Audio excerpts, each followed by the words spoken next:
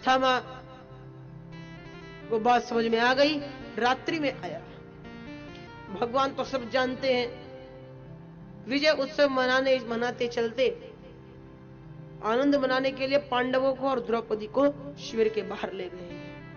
पांडवों की सैया सजी हुई थी। पांचों पुत्र पांडवों के जो बिल्कुल पांडवों जैसे ही लगते थे आकर सैया पर सो गए। अश्वत्थामा आया, कायरों की भांति, चोरों की भांति पांचों पांडवों के पुत्रों का सिर काट कर ले गए। काक उलूक न्याय के माध्यम से पांडवों का बच्चों का सिर काट कर ले गए। दुर्योधन के पास सिर लाया, और जो दुर्योधन के पास सिर लाया सोई। दुर्योधन ने कहा, वाह भैया वाह, अब हमारी इच्छा पूर्ण हो गई, वाह वाह वाह, मजा आ गया।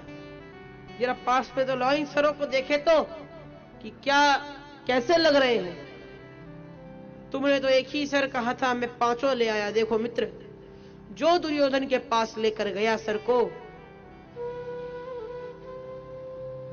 दुर्योधन आत्मग्लानि से भर गया। कहा, अरे मूर्ख, ये तो किन्हें मार लाया? जरा ध्यान से देख, ये पांडव नहीं, पांडवों के पुत्र हैं। तू इन बिचारों को मार ले आया। इनसे मेरा क्या भैर? ये तो मेरे अंत समय तक मुझे ताक्षी ताक्षी ही कहते रहे, लेकिन तू इन बिचारों को ही मार ले आया।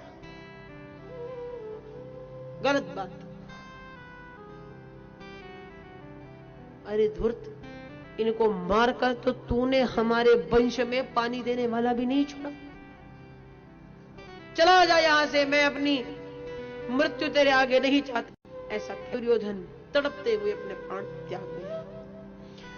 अश्वत्थामा को पता चला कि भैया अब तो अर्जुन हमें नहीं छोड़ेगा यदि उसको पता लग गया।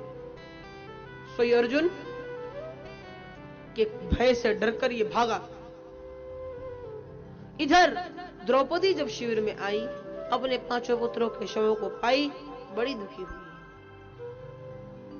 माता शिशूनां निधनं सुतानां निशम्य घोरं परितप्यमाना ददारु दत्त्वाश्वकला कुलाक्षी तां सान्त्वयन्नाह किरीटमाली।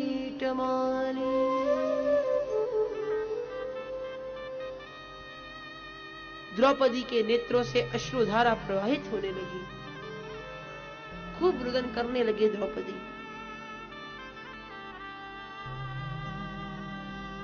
किरीटमाली अर्जुन ने द्रौपदी को शांत किया। कहा, द्रौपदी तुम चिंता मत करो, मैं प्रतिज्ञा करता हूं कि यदि आज संध्या से पहले तुम्हारे पुत्रों के हत्यारे को तुम्हारे पास न लाऊं तो अपनी चिता जलाकर स्वयं उस पर भस्म हो जाऊंगी, तुम्हारे चरणों में उसको समर्पित करूंगी।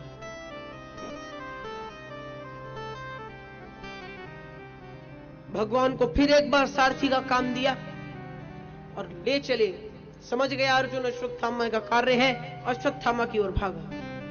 अश्वत्थामा आगे आगे, अर्जुन पीछे पीछे। चूहा बिल्ली का खेल दोनों में चलने लगा। भागते भागते अश्वत्थामा ने अर्जुन के ओर ब्रह्मास्त्र फेंक दिए। तेज पुंज को अपनी ओर आते देख अर्जुन ने प्रभु से पूछा, प्रभु मैं विस्मित हो रहा हूं, कृपा कर आप हमको बताएं ये क्या है। तब भगवान ने कहा, अर्जुन शीघ्र करो, ये और कुछ नहीं है, ब्रह्मास्त्र है, और ब्रह्मास्त्र वो केवल ब्रह्मास्त्र ही काट सकता है। जाओ तुम भी ब्रह्मास्त्र चलाओ। अर्जुन ने भी ब्रह्मास्त्र चलाया। अब तो भयंकर गर्जना होने लगी।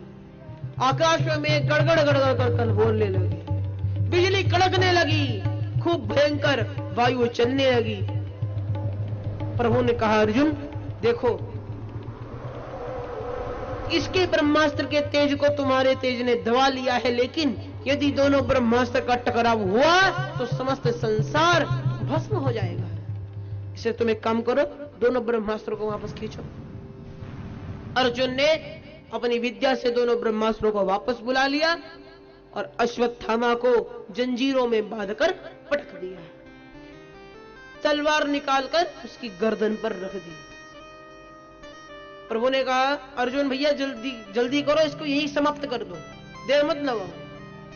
अर्जुन ने कहा, नहीं प्रभु, ये द्रौपदी का अपराधी है, इसको द्रौपदी के सामने ले जाकर ही मारूंगा। अरे अर्जुन जल्दी करो, देखो क्या पता फिर तुम वहां जाकर न मार पाओ, अभी यहीं इनको खत्म कर दो। सुनो अर्जुन, मत्तम प्रमत्तम अनुमत्तम सुप्तम बालम स्त्रियम जड़म प्रपन्नम विरथम भीतम न रिपुमहंति धर्मवेद।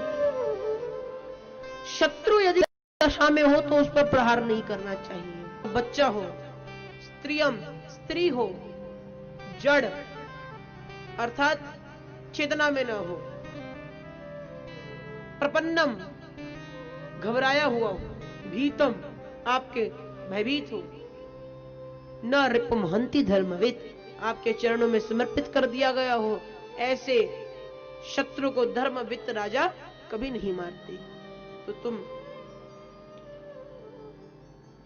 किंतु इसने क्या किया, इसने सोते हुए बच्चों को मारा, दो दो पाप किए, इसको तो इसी समय मार दो। प्रभु ने समझाया लेकिन अर्जुन नहीं माना। प्रभु ने कहा, भैया जो ही राम सो ही राम, जैसी इच्छा सो करो, अब हमको मत क्या। चल दिया।